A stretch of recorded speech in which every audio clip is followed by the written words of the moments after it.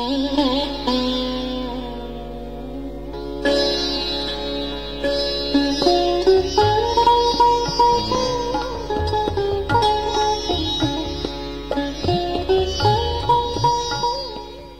ولس غږ راډیو خوږو او قدرمنو اوریدونکو سلامونه او نیکې هیلې مو ومنئ. په دې هیله چې تاسو به ښه وئ او یوه اونۍ به مو په خیر سره تېره کړې وي. دا دی له یوې اونۍ ځنډ وروسته بیا هم حاضر شوي یو تر څو ستاسو لپاره د فکري راغون خپرونه در وړاندې کړو.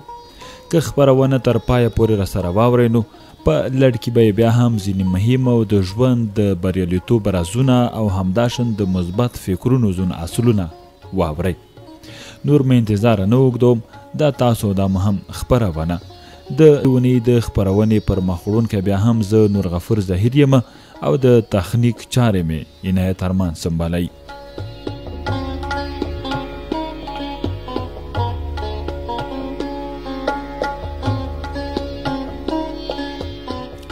قدرمنو اوریدونکو، همیشه د روح غذا لپاره وخت وټاکه، یعنی هر وخت لپاره د لمونځ، تلاوت او ذکر لپاره یو ځانګړی وخت معلوم که.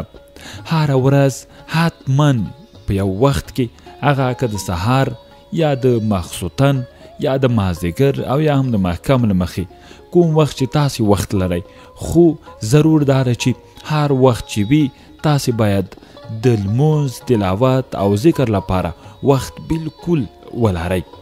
خصوصا زمونږ او ستاسې په اسلامي ټولنه کې د لمونځ لپاره مونږ او تاسې ټول ضرور او ټکلي مهم وختونه لرو چې په هماغه ډول او په هماغه وخت کې باید ترسره کړو. خو زمونږ او ستاسې لپاره مسؤلیت دا جوړیږي چې د تلاوت او ذکر لپاره باید یو مناسب وخت معلوم کړو او په هماغه وخت کې بیا د الله تعالی ذکر او تلاوت وکړو، ځکه چې د انسان د روح غذا ده.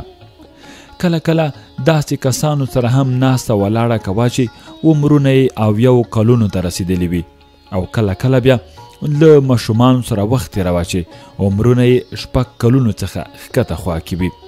دې کې یو عجیب حکمت موجود دی. هڅه وکړه د ډیری وخت همداسې واوسي. کوښښ وکړه چې هره ورځ د 3 کسانو په خوله مسکا خپره کړي. زه او ته یا بل هر څوک چې په ژوند کې باید داسې ژوند وکړو چې هر وخت لپاره د نورو د خوشحالۍ سبب باید وګرځو، نه دا چې نورو ته ستونزې جوړې کړو، نورو ته مشکلات جوړ کړو او نورو ته ستونزې او کندې وکنو. دا د انسانیت او د مسلمانۍ تقاضا نه ده. که زه او ته په رښتینې ډول ځان ته انسانان وایو او په رښتینې ډول ځان ته مسلمانان وایو، په مسلمانۍ کې بیا د حضرت مصطفی صلی الله علیه وسلم د امت ځانونه بولو، نو مونږ او ستاسې باید هر وخت لپاره د نورو خلکو په خوله مسکا راولو. هر وخت لپاره باید نورو ته خوشحالي ورکو، د نورو په غم دردمن او په خوشحالۍ خوشحاله شو.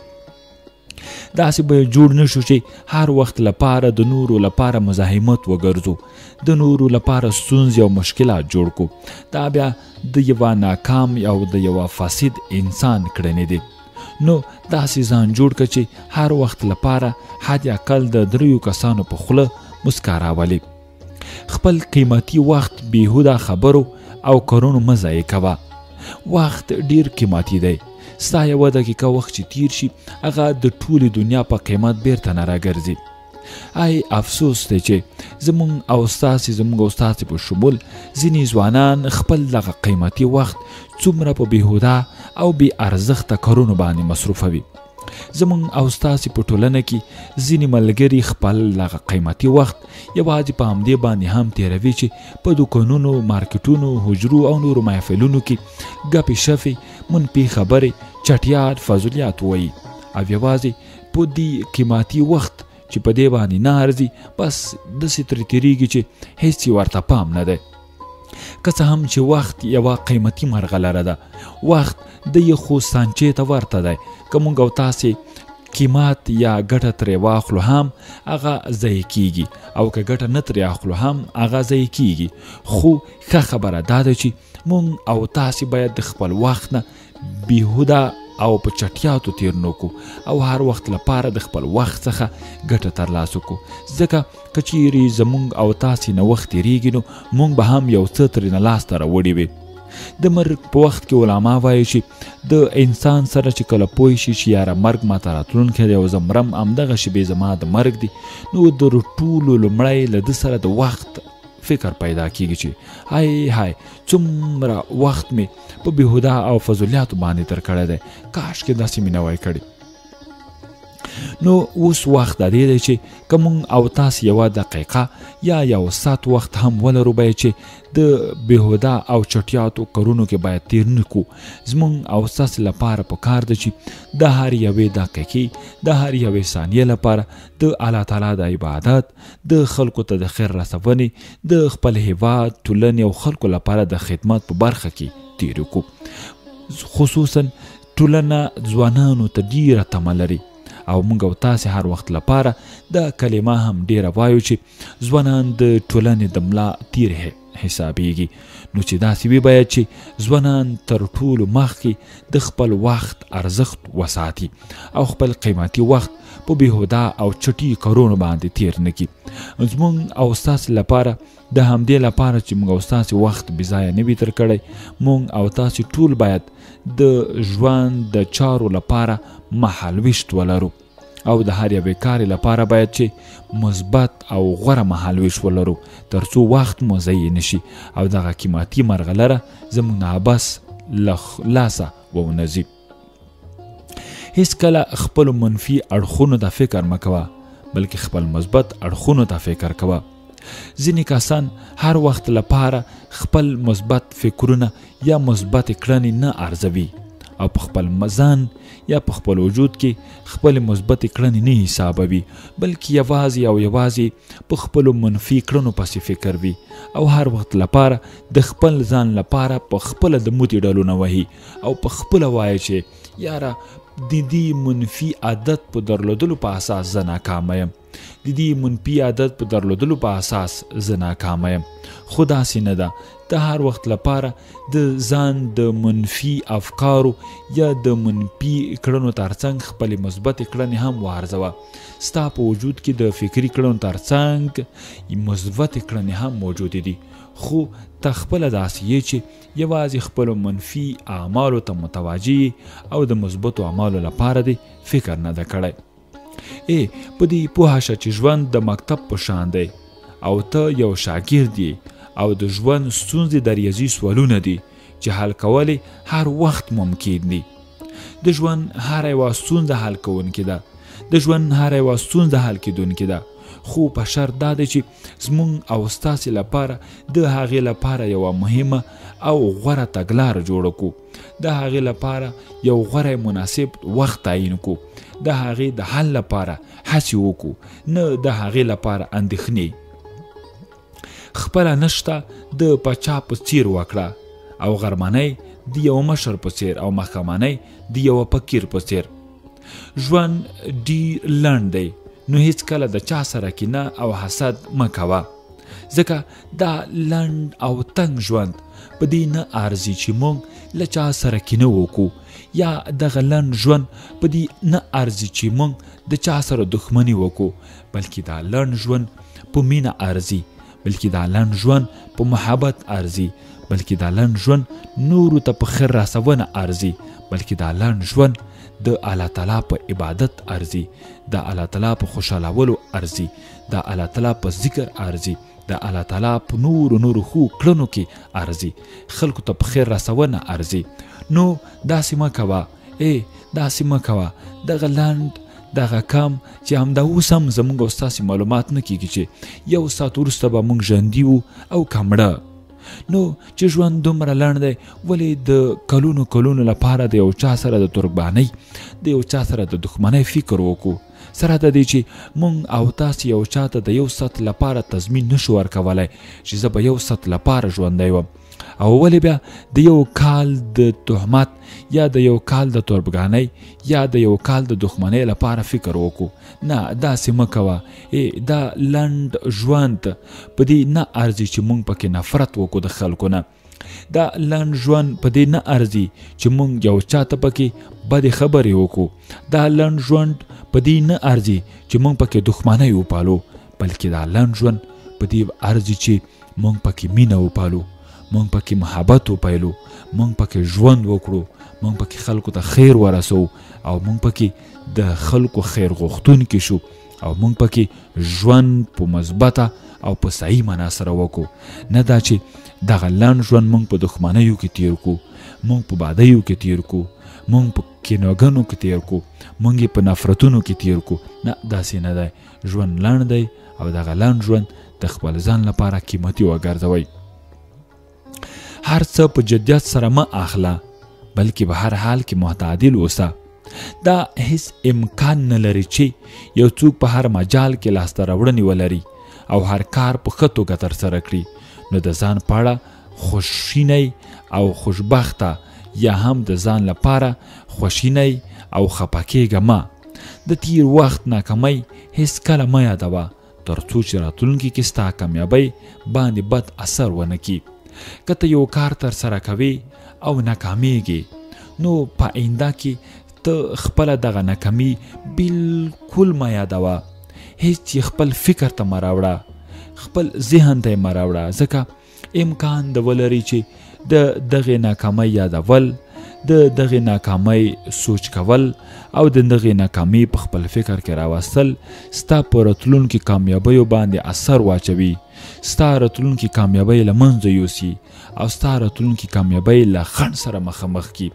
نو تیرې ناکامۍ مه یادوه او په تیرو ناکامیو پسې مه ګرځه، هغه هیرې که، بلکې د راتلونکي لپاره هڅه وکړه، د راتلونکي لپاره تصمیم ونیسه او د راتلونکي لپاره په هره ممکنه لار چې وي ځان تر هدف پورې ورسوه او د هر وخت لپاره په تیرو ناکامیو پسې مه ګرځه.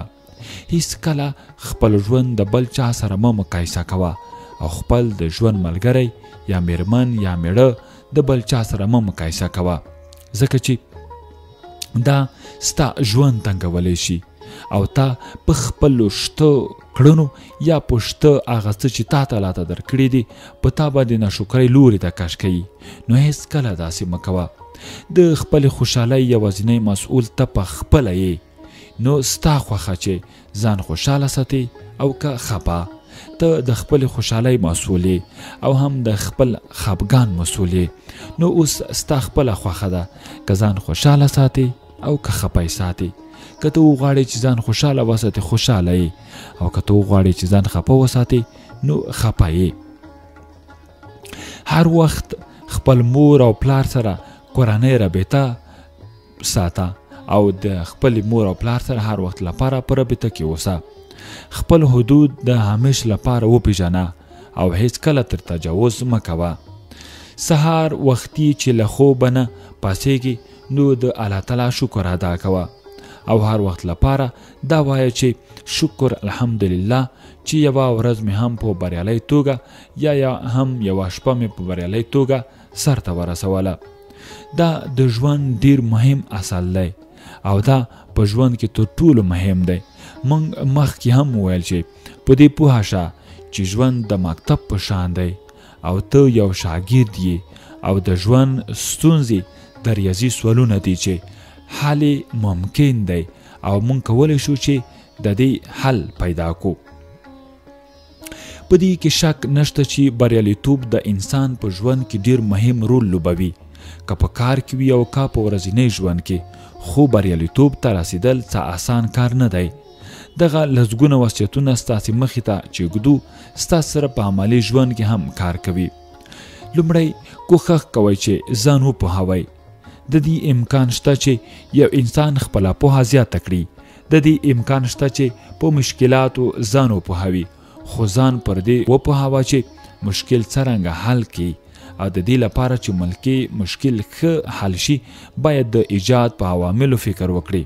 په دې طریقه کولی شو مشکل ښه حل کړو. خپل فکر په منظم ډول عادت کړئ. په منظم ډول فکر کول ډیر مفید دی. که څوک ډیره مطالعه وکړي او یا ډیر کتابونه هم ووایي نو هیڅ مشکل به حل نشي، ترڅو په منظم ډول فکر ونه کړي دا هم د مشکلات په حلولو کې مهم رول لوبوي. دریم، خوشبینه اوسه. خوشبینیتوب انسان پرمختګ ته هڅوي، ستړیا لرې کوي. که څوک غواړي چې ژوند یې ښه شي نو راتلونکي ته دې تبسم وکړي. د خلکو احساسات کې ځان شریک کړئ. دا هم ډیر ضروری دی چې باید د خلکو په خواخۍ او خفګان کې برخه ولرئ. د خلکو مشکلات واورئ او د حل لارې ورته ولټوئ. خلاصه دا چې په ټولو ورځنیو تعاملاتو کې له خلکو سره همغږي اوسیږئ. د تکبر څخه ځان وساتئ. ځینې خلک داسې فکر کوي چې دوی پر هر څه پوهیږي، له انتقاد څخه پورته دي. دوی د دې غلط فکر په لرلو د نصیحت دروازې په خپلو غوږو تړي او دوی نه غواړي چې د یوه چا نصیحت دې دوی ته ورسیږي. دوی هر وخت لپاره ځانونه مشبوع ګڼي او دوی هر وخت لپاره داسې وایي چې موږ یو، او دوی هر وخت لپاره دا عادت جوړ کړی دی چې وایي چې موږ نقد نه منو او هم موږ هر یوه کړنه ترسره کوو پوره ده. دا یوه غلطه او منفي عادت دی. که دا ډول عادت لرئ کوشش وکړئ له ځانې لرې کوئ، او که تکبر له امله دغه کار ترسره کوئ کوشش وکړئ تکبر مه کوئ. متکبر کس همیشه د خلکو سره بد وي، لږ ملګري لري او ډیر په ستونزو کې وي. له ناکامۍ څخه مه مایوسه کیږئ، بلکې هغې څخه د تجربې په حیث استفاده وکړئ. داسې کسان لږ دي بلکې هیڅ نشته چې هیڅ ناکامي ونه لري او ټول عمر کامیاب وي. نو کله چې له ناکامۍ سره مخ کیږئ نو مه مایوسه کیږئ، بلکې په هغې کې ځان ته داسې عبرت پیدا کړئ چې نور مو له ناکامۍ څخه لرې کړي. له ورځنۍ اخبارو څخه ځان خبروئ. د مکتب زده کړې د دننه د ټولګیو زده کړه او د ژوندون زده کړې ډیر فرق لري. مهمه دا ده چې دوامداره مطالعه وکړئ او له ورځنۍ اخبار څخه ځان خبر کړئ. د خلکو د موقفو څخه ځان خبر کړئ. په دې کې مو تجربه لاسته راځي.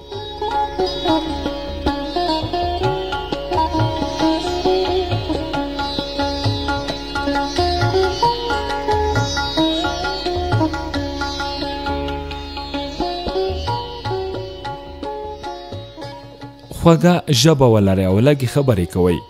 ښه خبره صدقه ده. ښه خبره کې دا شی جادو دی چې په خلکو ښه تاثیر کوي. او که ځان په دغو خبرو ځان مهرباني وکړئ یا هیله کوم عادت کړئ، بیا به وګورئ چې خلک به ستاسو له توقع څخه درته زیات احترام کړي. باید ته هم د خلکو خبرې ښې په سړه سینه واورئ او تر هغې چپ کښېنئ تر څو د هغه په خبرو وپوهیږئ. په هر کار کې د مننې په هیله اوسیږه. خلکو ته د خیر کار دوامدار کوئ او هیڅ کله هم د مننې په تمه کیږئ مه. اکثره خلک داسې دي چې څوک ورته هدایت ورنه کړي خپله هیڅ کار نه کوي. په داسې حال کې چې مال هم ورسره وي نو تاسو یو د خیر کار کوئ او د خلکو سره همکاري کوئ. وپوهیږئ چې خلک یو شان نه دي. په هر چا کې چې فردي فرقونه شته د دوو کسانو عادت یو شان نه دی. خلک مختلف دي. په شخصیتونو کې اختلاف شته چې ته باید دا مراعات کړي او له ټولو انسانانو څخه د یو شان معاملې توقع مه کوئ. دا فکر مه لرئ چې ټول انسانان به یو شان موقف لري. په دې کې شک نشته چې دا فرقونه به تا یوه ښه معامله کوونکی کړي او همداسې معامله به در سره کیږي. په آخر کې که رښتیا د بریالي ژوند غواړئ یا رښتیا د بریالي ژوند غوښتونکي وئ نو د لسګونو وصیتونو سره ښه اخلاق، صداقت، امانتداري او تقوا ولرئ او همیشه دا احساس لرئ چې څرنګه خلک در سره معامله وکړي هماغه شان معامله ورسره ته هم وکړئ. نو ته به یو کامیاب او ښه صفات ولرئ او ته به هم یو ښه شخصیت جوړ شي. په ژوند کې تقوا یو غوره او مهم چیز دی چې که انسان په خپل ځان کې اختیار کړي نو لرې نه ده چې هم به د دنیا او هم به د آخرت نیکمرغي ترلاسه کړي. یوسف بن خالد د امام ابو حنیفه نمتو شاګرد او د امام شافعي استاد دی. هغه چې کله له امام صاحب څخه علم زده کړ او غوښتل یې چې خپل پلارنی ټټوبي باسرې ته ولاړ شي. له امام صاحب نه اجازه وغوښته. امام صاحب ورته وویل لږه موده نور هم راته صبر وکړه، غواړم چې یو څو لارښوونې درته وکړم. داسې لارښوونې چې د خلکو سره په معاشرت او اوسېدو کې ورته اړتیا لري، د نفس د روزنې لپاره هم اړینې دي او له هغې پرته له علم څخه ګټه نه اخیستل کیږي. د رعایت د چارو په سامونه او اصلاح کې خورا اغیزمنې دي او د خاصو او عامو سره په تعامل کې بنسټیز قواعد ګڼل کیږي. که دغه لارښوونې دې واخیستې او ومنلې نو له علم نه په سمه ګټه واخلي. علم به دې ښکلی کړي او هر ډول غیب او نقصان نه به په پاک او سپېڅلی واوسي. پوه شه، که د خلکو سره دې سمه ګزاره ونه کړه هغوی به ستا دښمنان شي. که څه هم ستا پلار مور وي او که یا ښه تعامل دی درلود او ښه ګزاره دې وکړه نو ټول خلک به ستا میندې او پلرونه شي، که څه هم له تا سره هیڅ ډول خپلوي ونه لري. بیا یوسف ته وویل چې یو څو ورځې راته وګوره چې زه ځان فارغ کړم او ښه په آرام ذهن کینم تر څو تا ته هغه څه در وښایم چې بیا به پرې ډیر خوښ وي او په زړه کې به راته دعا کوي. کله چې موده پوره شوه یوازې یې راوغوښت او ورته یې وویل ګوره زه هغه حالت درته انځوروم چې ته بصیرې ته د ننوتلو پر مهال ورسره مخ کیږي.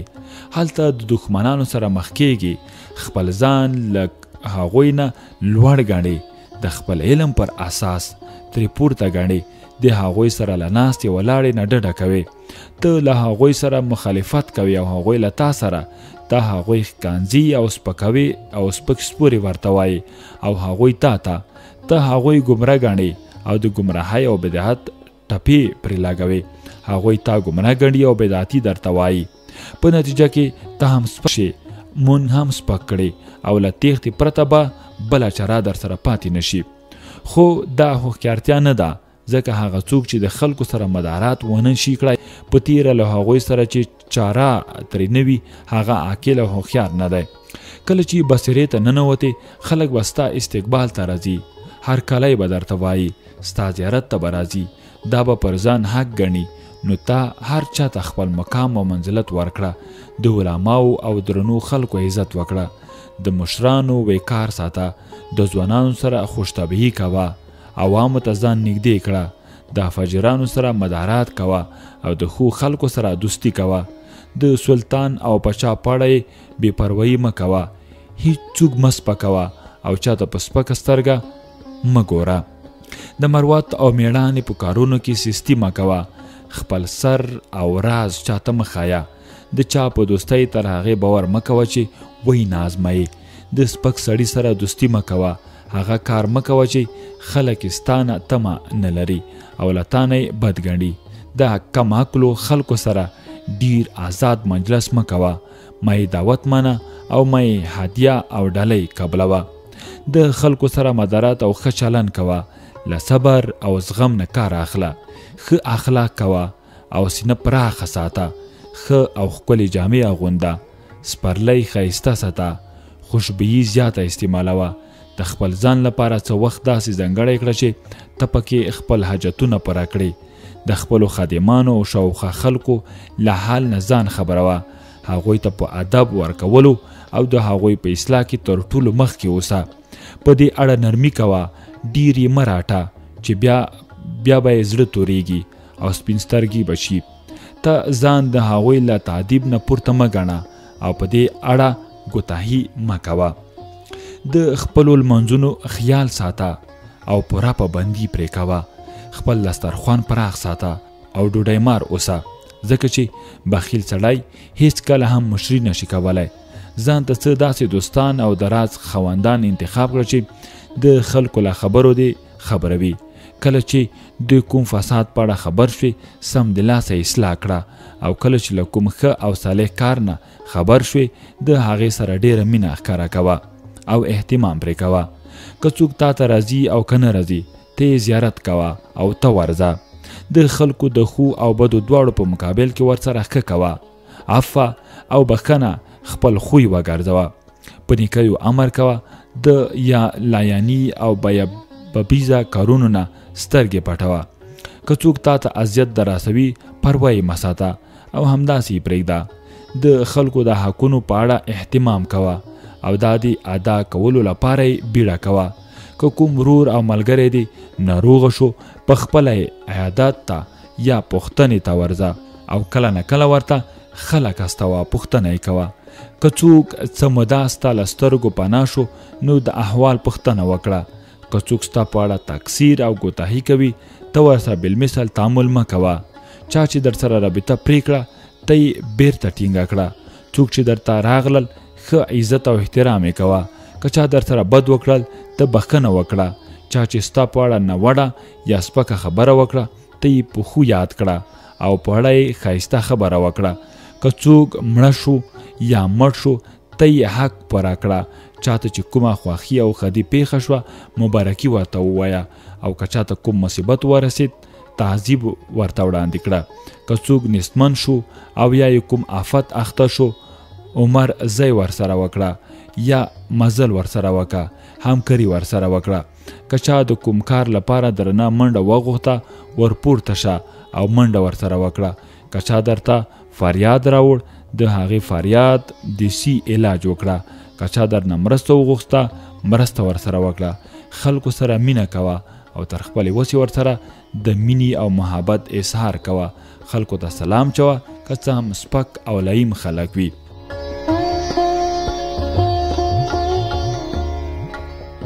د ولس غږ راډیو خوږو او قدرمنو اورېدونکو په خاص ډول د فکري رغون د خپرونې درنو مینوالو، دا وه زموږ د دې ونې د فکري رغون خپرونه. هیله د خپرونه مو خوښه شوي او معلومات ستاسو لپاره جالب ګرځېدلي وي. تر بلې خپرونې چې بیا هم زه نورغفور ظهیر ترمان ستاسو درنه خدمت ته حاضرېږم. تاسو په لوی او بخښونکي خدای سپارم. تر بیا ښه وختونه، ښې شېبې.